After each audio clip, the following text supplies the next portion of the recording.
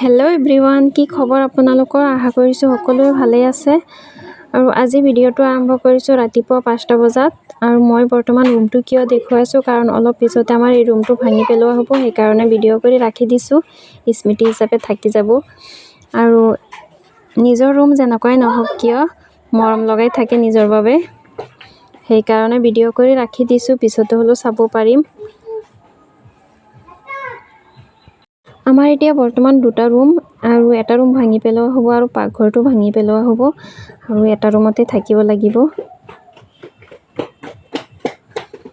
এয়া মানুহ আহি গৈছে আৰু এতিয়া ভাঙি আছে, বেৰ চেৰ খুলি আছে।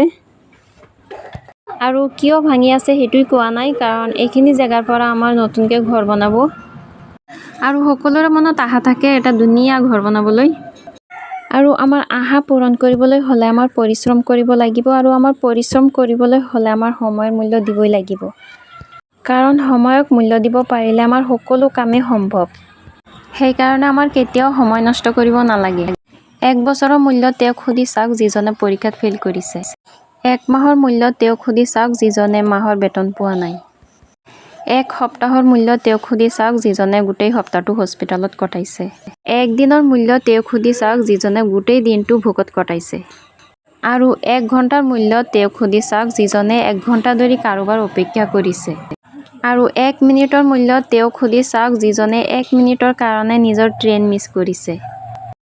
1 ছেকেণ্ডৰ মূল্য তেওঁক সুধি চাওক যিজনে 1 ছেকেণ্ডৰ বাবে দুৰ্ঘটনাৰ পৰা ৰক্ষা পৰিছে। আৰু এতিয়া বৰ্তমান আমি এইটো ৰুমতে থাকিব লাগিব। আৰু এতিয়া দুপৰীয়া টাইম হ'ল, এওঁলোকক ভাত দি আছোঁ খাবলৈ। এওঁলোকে এতিয়া খাই আছে আৰু আমি পিছতে খাম। এতিয়া আবেলি টাইমত ভায়েক ভনীয়েক দুজনীয়ে খেলি আছে। মই বিচাৰি আহি ইয়াতেই পালোঁ দুজনীক। মাইশা মাহিৰাক ঘৰতে বেছি নাপায়, তাই স্কুলত গুচি যায়, স্কুলৰ পৰা আহি টিউচনত গুচি যায়, আৰু যিদিনাখন মানে ঘৰতে পায় সেইদিনাখন দুজনীয়ে পুৰা খেলি থাকে।